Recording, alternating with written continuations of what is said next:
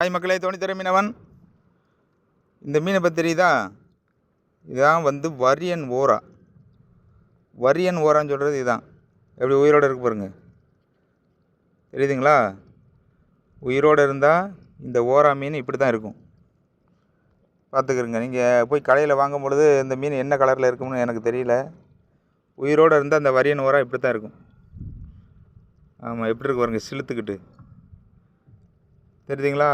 முழு மீன் எப்படி இருக்குன்னு தெரியுதுங்களா? இப்படி தான் இருக்கும் வரியன் ஓரா. ஆமாம், இது வந்து 1 கிலோ 1.5 கிலோ சைஸில் வளரக்கூடிய அந்த வரியன் ஓரா. ஆமாம், வாங்கி சாப்பிடுங்க, இதுவும் நல்லாயிருக்கும். இது ஒரு ஓரா இனத்தை சேர்ந்தது தான். இது வந்து அதிகபட்சமாக பெருசாக வளராது. எப்படி இருக்காரு பாருங்க உயிரோட. இது வந்து வெள்ளை ஓரான்னு சொல்லுவாங்க இதை. இப்போ உயிரோடு இருக்கிறனால இது வந்து கலராக இருக்குது. உயிரோடு இருந்தால் அந்த மீன் இப்படி தான் இருக்கும். செத்ததுக்கப்புறம் தான் அந்த மீன் நிறம் மாறும். ஆமாம், இந்த மீனை பற்றிலாம் எப்படி இருக்குன்னு அப்படி பளிச்சுன்னு இருப்பாப்புல உயிரோடு இருக்கும் பொழுது. ஆமாம், இதுவும் ஒரு ஓரா இனத்தை சேர்ந்தது தான். இந்த ஓரா வந்து அந்த ஓராவோட டேஸ்ட்டாக இருக்கும். ஆனால் மீன் சின்ன மீனாக தான் இருக்கும். இதையும் வாங்கி சாப்பிட்டு பாருங்கள்.